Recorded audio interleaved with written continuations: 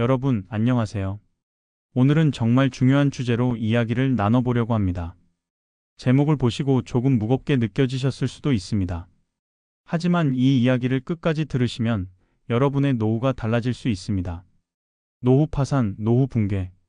이런 말들을 요즘 정말 많이 듣습니다. 뉴스에서도 나오고 주변에서도 심심치 않게 들립니다. 옆집 아무개 씨가 힘들어졌대, 친구가 자식한테 손 벌렸대, 이런 이야기들 말입니다. 그런데 여러분, 한 가지 이상한 점이 있습니다.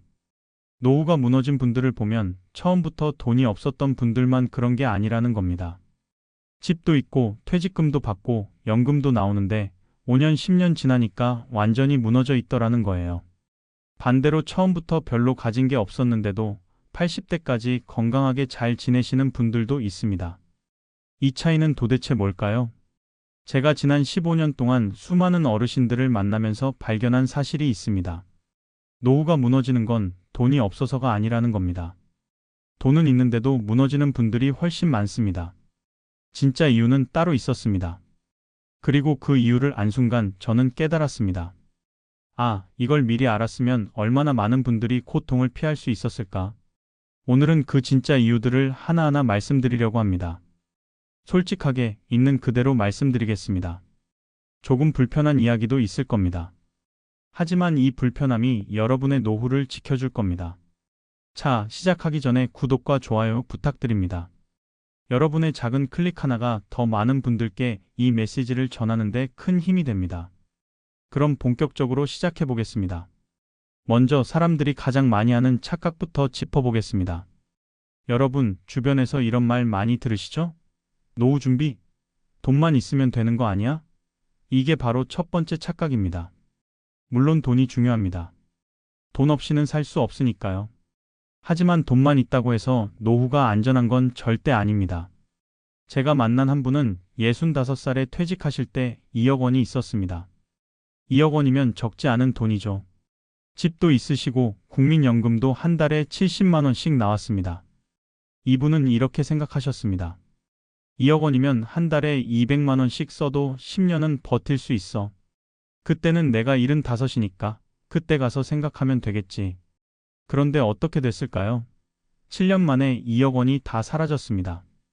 72살에 통장이 텅 비었습니다. 왜 그랬을까요? 이분은 한 달에 200만 원씩 쓸 계획이었는데 실제로는 300만 원씩 쓰고 계셨습니다. 병원비가 예상보다 많이 나갔고 자식들 경조사가 생각보다 자주 있었고 집 수리비도 몇 번 크게 들었습니다. 여기에 70살쯤 되니까 건강이 나빠져서 간병비까지 들어갔습니다. 그러다 보니 1년에 3천만 원 가까이 쓴 해도 있었습니다. 이분은 제게 이렇게 말씀하셨습니다. 선생님, 나는 돈이 있으니까 괜찮을 줄 알았어요. 그런데 돈이 있어도 불안하더라고요. 그 불안함을 해소하려고 이것저것 사고 자식들한테 베풀고 그러다 보니 돈이 다 날아갔어요. 여러분, 이게 바로 돈만 있으면 된다는 착각의 결과입니다.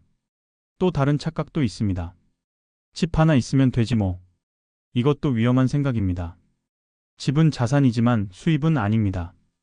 집에서 살 수는 있지만 집이 밥을 먹여주지는 않습니다. 오히려 집은 돈을 잡아먹습니다. 관리비, 수리비, 재산세 이런 게 계속 나갑니다. 집을 팔면 되잖아? 이렇게 생각하실 수도 있습니다. 하지만 집을 팔면 어디서 살아야 할까요?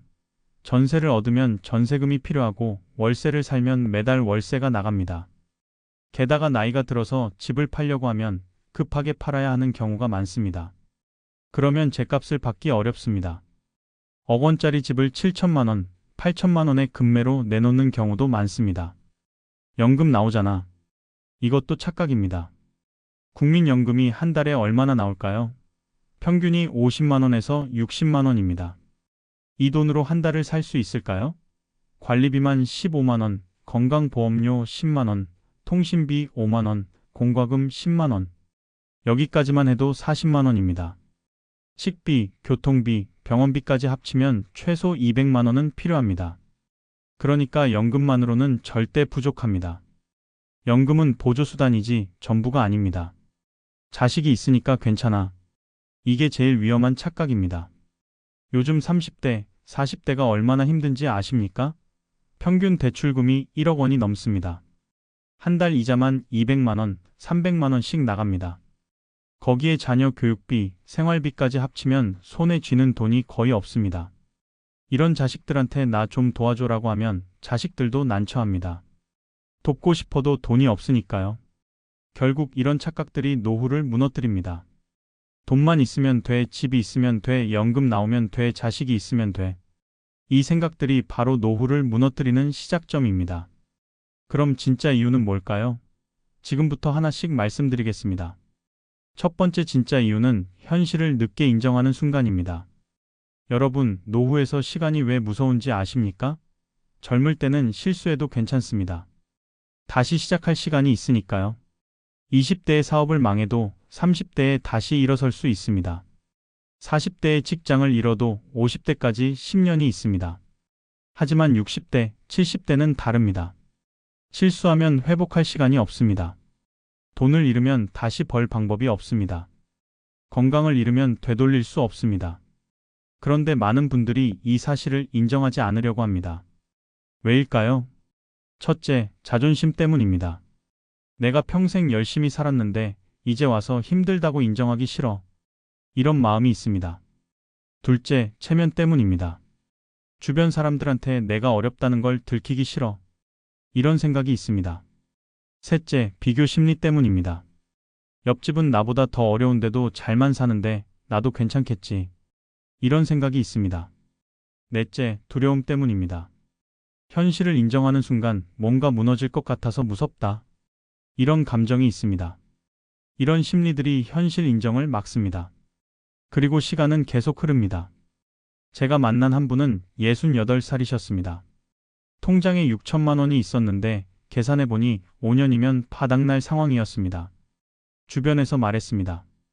지금부터 지출을 줄이셔야 해요. 한 달에 100만 원씩 줄이면 10년은 버틸 수 있어요. 하지만 이분은 이렇게 대답하셨습니다. 아직 5년이나 남았는데 뭐가 급해? 그때 가서 생각하면 되지. 3년이 지났습니다. 통장에 2천만 원이 남았습니다. 이제 2년이면 바닥납니다. 또 주변에서 말했습니다. 지금이라도 조치를 취하세요. 집을 작은 걸로 옮기거나 자식들한테 미리 상황을 알리거나 복지 혜택을 알아보세요. 하지만 이분은 또 이렇게 말씀하셨습니다. 아직 2년이나 있어. 그동안 뭔가 방법이 생기겠지. 결국 71살의 통장이 텅 비었습니다. 그제야 자식들한테 손을 벌렸지만 자식들도 갑작스러운 상황에 당황했습니다. 아버지, 왜 진작에 말씀 안 하셨어요? 미리 알았으면 같이 준비할 수 있었는데. 만약 이분이 68살 때 처음 경고를 받았을 때 행동했다면 어땠을까요? 한 달에 100만 원만 줄였어도 10년은 버틸 수 있었습니다. 그 10년 동안 자식들과 의논하고 복지 혜택도 알아보고 여유 있게 준비할 수 있었습니다. 하지만 현실을 늦게 인정한 탓에 모든 게 급박해졌습니다. 여러분, 현실을 인정하는 게 패배가 아닙니다. 현실을 인정하는 게 오히려 승리의 시작입니다. 문제를 빨리 알아챌수록 해결책도 많아집니다. 두 번째 진짜 이유는 돈을 관리하지 않고 감으로 버티기 시작할 때입니다. 여러분, 노후 지출의 가장 큰 특징이 뭔지 아십니까? 바로 예측이 불가능하다는 겁니다. 젊을 때는 지출이 비교적 일정합니다. 월급이 300만 원이면 생활비로 200만 원, 저축으로 100만 원. 이렇게 계획을 세울 수 있습니다. 하지만 노후는 다릅니다. 갑자기 병원비가 200만 원 나갈 수도 있고, 집 보일러가 고장나서 150만 원 들어갈 수도 있고, 손주 돌잔치에 100만 원 줘야 할 수도 있습니다. 이런 예상치 못한 지출들이 계속 생깁니다. 그런데 많은 분들이 이걸 대충 괜찮겠지 하고 넘어갑니다. 정확히 계산하지 않습니다. 제가 만난 한 분은 이렇게 말씀하셨습니다. 나는 한 달에 150만 원 정도 쓰는 것 같아요. 그래서 제가 통장 내역을 보여달라고 했습니다. 같이 계산해 봤습니다. 관리비 15만 원, 통신비 5만 원, 공과금 10만 원, 식비 60만 원, 병원비 40만 원, 교통비 10만 원, 경조사비 20만 원. 이것만 해도 160만 원입니다. 여기에 옷 한 벌 사고 친구들 만나서 밥 먹고 손주 용돈 주고 하면 한 달에 200만 원 넘게 나갔습니다. 어머, 내가 이렇게 많이 썼나요? 본인도 깜짝 놀라셨습니다. 감으로는 150만 원인데 실제로는 200만 원이었던 겁니다. 이 차이가 뭔지 아십니까? 한 달에 50만 원 차이입니다. 1년이면 600만 원, 10년이면 6천만 원입니다. 6천만 원이면 노후 자금의 절반 이상입니다. 감으로 살다가는 이렇게 돈이 셉니다. 본인도 모르게 계속 셉니다. 더 위험한 건 노후에는 줄일 수 없는 돈이 많다는 겁니다. 젊을 때는 옷을 안 사면 되고, 외식을 안 하면 되고, 여행을 안 가면 됩니다. 하지만 노후에는 병원비를 안 낼 수 없고, 약값을 안 낼 수 없고, 관리비를 안 낼 수 없습니다. 이런 고정 지출이 한 달에 100만 원이 넘어갑니다. 그러니까 아무리 절약해도 한계가 있습니다. 제가 만난 또 다른 분은 이런 말씀을 하셨습니다. 나는 정말 아껴 쓰는데도 돈이 계속 줄어들어요. 왜 그런지 모르겠어요. 통장을 보니 병원비가 한 달에 50만 원씩 나가고 있었습니다. 고혈압약, 당뇨약, 무릎 주사 이렇게 매달 꼬박꼬박 나가는 돈이었습니다. 병원을 안 갈 수는 없잖아요. 맞습니다. 안 갈 수 없습니다. 그게 바로 노후 지출의 특징입니다. 그리고 또 하나, 감정 소비와 체면 소비의 문제가 있습니다. 이 나이에 이 정도는 써야지. 이런 생각 있으시죠? 손주가 보고 싶다고 하면 용돈을 쥐어주고 싶고, 친구들이 밥 먹자고 하면 한턱 내고 싶고, 자식들 생일에는 뭐라도 사주고 싶습니다. 이게 나쁜 건 아닙니다. 인간의 자연스러운 감정입니다. 하지만 이 감정을 조절하지 못하면 돈이 계속 새나갑니다. 한 분은 손주들한테 한 달에 60만 원씩 용돈을 주고 계셨습니다. 손주가 셋인데 한 명당 20만 원씩 주셨습니다. 할머니가 이 정도는 해줘야지 이런 생각이었습니다. 하지만 통장에는 3천만 원밖에 안 남았습니다. 이 속도면 4년이면 바닥납니다. 제가 말씀드렸습니다. 손주들한테 한 명당 10만 원씩만 주시면 8년은 버틸 수 있어요. 하지만 이분은 그러면 손주들이 섭섭해하지 않을까요? 라고 하셨습니다.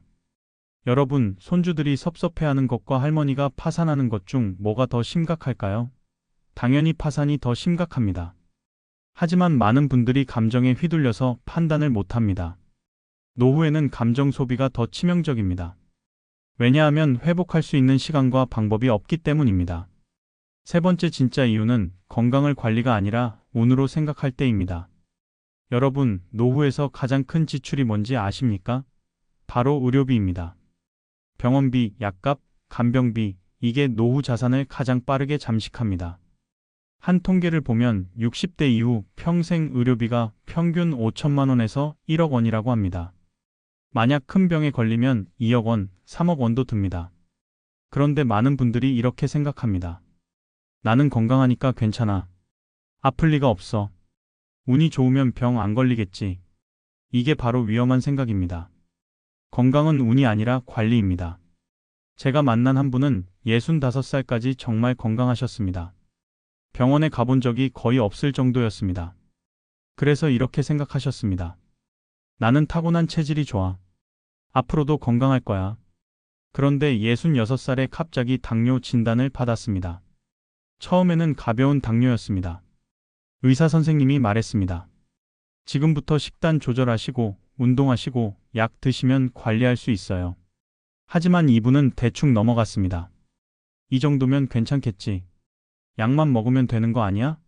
식단 조절도 안 하고 운동도 안 하고 약도 가끔 빼먹었습니다. 3년 후 당뇨 합병증이 왔습니다. 눈이 나빠지고 신장이 나빠지고 발의 감각이 없어졌습니다. 병원비가 한 달에 100만 원씩 나가기 시작했습니다. 70살이 되니 투석을 해야 하는 상황까지 갔습니다.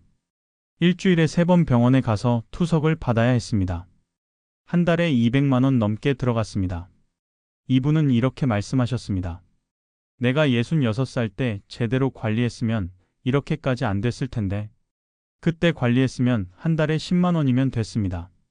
하지만 방치했더니 한 달에 200만 원이 들어가게 됐습니다. 20배 차이입니다. 더 큰 문제는 건강이 나빠지면 동시에 여러 가지가 무너진다는 겁니다. 첫째, 수입이 끊깁니다. 아프면 일을 못합니다. 노인 일자리를 구해서 한 달에 50만 원씩 벌던 것도 끊깁니다. 둘째, 인간관계가 단절됩니다. 아프니까 친구들도 안 만나게 되고 사회활동도 못하게 되고 점점 고립됩니다. 셋째, 판단력이 떨어집니다. 아프면 정신이 흐려집니다. 중요한 결정을 제대로 못합니다. 사기를 당하기도 쉬워집니다. 넷째, 가족 부담이 커집니다. 자식들이 간병해야 하고 병원에 데려다 줘야 하고 점점 부담이 커집니다. 결국 건강을 잃으면 모든 게 무너집니다. 그런데 대부분의 질병은 신호가 있었습니다. 갑자기 생기는 게 아닙니다. 당뇨도 처음에는 가벼운 혈당 이상으로 시작합니다. 고혈압도 처음에는 조금 높은 수치로 시작합니다. 무릎 관절염도 처음에는 가끔 아픈 정도로 시작합니다. 이때 관리했으면 막을 수 있었습니다. 하지만 괜찮겠지, 운이 좋으면 괜찮겠지 하면서 방치했더니 큰 병이 된 겁니다. 여러분, 건강은 운이 아닙니다. 관리입니다. 지금부터라도 정기검진 받으시고 운동하시고 식단 조절하시고 약 꼭 챙겨 드십시오. 네 번째 진짜 이유는 자식과 인간관계에 대한 오해입니다. 자식이 있으니까 괜찮아. 이 말 정말 많이 들으셨죠? 하지만 현실은 다릅니다. 요즘 젊은 세대가 얼마나 힘든지 정말 아십니까? 평균 결혼 나이가 30대 중후반입니다. 결혼하면 바로 집을 사야 하는데 서울의 아파트 하나가 10억 원이 넘습니다. 젊은 부부가 10억짜리 집을 사려면 어떻게 해야 할까요? 부모님 도움으로 3억, 자기 돈 2억, 대출 5억. 이렇게 간신히 삽니다. 그러면 한 달 대출 이자가 얼마일까요? 금리가 5%면 한 달에 200만 원 넘게 나갑니다. 여기에 관리비, 생활비, 자녀 교육비까지 합치면 한 달에 500만 원 가까이 듭니다. 맞벌이에도 빠듯합니다. 이런 상황에서 부모님을 경제적으로 돕는다는 건 현실적으로 거의 불가능합니다. 그런데 부모님 세대는 이해를 못 하십니다. 내가 너희 키울 때는 힘들어도 다 했는데 너희는 왜 못해? 이렇게 생각하십니다. 하지만 시대가 다릅니다. 부모님 세대가 젊었을 때는 월급의 30%면 집을 살 수 있었습니다. 지금은 월급의 200%, 300%를 모아도 집을 사기 어렵습니다. 이게 현실입니다. 자식들이 도와주지 않는 게 아니라 못 도와주는 겁니다. 제가 만난 한 분은 자식이 셋이나 있었습니다. 평생 자식들을 위해 사셨습니다. 대학 등록금도 다 대주시고 결혼 자금도 보태주시고 손주들 돌봐주시느라 60대를 다 보내셨습니다. 70살이 되어서 건강이 나빠지자 자식들한테 도움을 요청했습니다. 한 달에 50만 원씩만 보태줄 수 있겠니? 병원비가 많이 들어서. 첫째는 이렇게 말했습니다. 아버지, 죄송한데 저희도 지금 대출 이자에 애학원비에 정말 빠듯해요. 둘째는 이렇게 말했습니다. 저도 도와드리고 싶은데 아내가 친정 부모님도 도와드려야 한다고 해서요. 셋째는 이렇게 말했습니다. 제가 요즘 회사 상황이 안 좋아서 구조조정 대상이에요. 저도 불안한 상황이라. 결국 세 자식 모두한테 거절당했습니다. 이분은 정말 서러워하셨습니다. 내가 뭘 잘못했을까? 평생 애들을 위해 살았는데. 여러분, 자식들이 나쁜 게 아닙니다. 자식들도 최선을 다하고 있는 겁니다. 다만 여력이 없을 뿐입니다. 더 큰 문제는 관계가 끊어지는 순간 시작되는 위기입니다. 자식들과 관계가 멀어지면 친구들도 하나둘 떠납니다. 나이가 들면 친구들도 건강이 안 좋아지고 돌아가시기도 하고 요양원에 들어가기도 합니다. 그러면 고립됩니다. 혼자 남습니다. 고립되면 뭐가 문제일까요? 정보를 얻을 수 없습니다. 요즘은 노인복지 제도가 많습니다. 기초연금, 노인 일자리, 무료 건강검진, 식사 지원, 교통비 지원 정말 많습니다. 하지만 이런 정보를 어떻게 알 수 있을까요? 대부분 주변 사람들한테 듣습니다. 나 요즘 이런 프로그램 다니는데 좋더라, 여기 가면 공짜로 밥 먹을 수 있대, 이런 식으로 입소문으로 퍼집니다. 하지만 주변에 사람이 없으면 이런 정보를 전혀 모릅니다. 받을 수 있는 혜택도 못 받고 갈 수 있는 곳도 모르고 점점 더 고립됩니다. 한 분은 기초연금을 5년 동안 못 받으셨습니다. 신청하는 줄도 몰랐다고 합니다. 한 달에 30만 원씩 5년이면 1,800만 원입니다. 이 돈을 그냥 날린 겁니다. 왜 몰랐어요? 라고 물었더니 주변에 물어볼 사람이 없었어요. 자식들도 바빠서 연락을 잘 안 하고 친구들도 다 연락이 끊겼어요 라고 하셨습니다. 이게 고립이 만드는 손실입니다. 여러분, 노후의 사람이 중요한 이유는 돈 때문이 아닙니다. 정보 때문입니다. 도움 때문입니다. 외로움을 이기기 위해서입니다. 사람이 없으면 모든 게 무너집니다. 다섯 번째 진짜 이유는 준비보다 기대를 선택했을 때입니다. 국가가 뭔가 해주겠지. 자식이 알아서 하겠지. 사회가 나를 버리지는 않겠지. 이런 막연한 기대 있으시죠? 하지만 현실은 다릅니다. 국가가 해주는 것은 최소한입니다. 기초연금이 한 달에 30만 원 정도입니다. 이 돈으로 한 달을 살 수 있을까요? 절대 부족합니다. 자식은 자기 생활도 바쁩니다. 알아서 해주기를 기대하면 안 됩니다. 사회는 냉정합니다. 준비하지 않은 사람을 기다려주지 않습니다. 제가 만난 한 분은 평생 이렇게 사셨습니다. 어떻게든 되겠지. 나는 운이 좋으니까. 60살에 퇴직하실 때도 노후 계획을 안 세웠습니다. 국가에서 연금 나오고 자식들도 있고 어떻게든 되겠지. 65살에 돈이 빠듯해지기 시작했습니다. 하지만 여전히 아직은 괜찮아. 뭔가 방법이 생기겠지. 70살에 통장이 거의 비었습니다. 그제야 자식들한테 손을 벌렸지만 자식들도 어려웠습니다. 국가에서 도와주는 거 없어요? 라고 물었더니 기초생활수급자 신청을 하라고 했습니다. 하지만 집이 있어서 탈락했습니다. 그럼 집을 팔아야 해요? 하지만 집을 팔면 어디서 살아야 할지 막막했습니다. 결국 이분은 70이 넘은 나이에 파지를 주우러 다니기 시작했습니다. 하루에 10,000원, 20,000원씩 벌어서 연명했습니다. 이게 기대의 결말입니다. 반대로 준비한 사람은 어떻게 될까요? 한 분은 55살부터 노후 준비를 시작했습니다. 한 달에 50만 원씩 따로 모으고 국민연금을 꼬박꼬박 내고 건강관리를 열심히 하고 자식들한테 나는 내 노후를 스스로 준비할 거야 라고 분명히 말했습니다. 65살에 퇴직할 때 7천만 원이 모였습니다.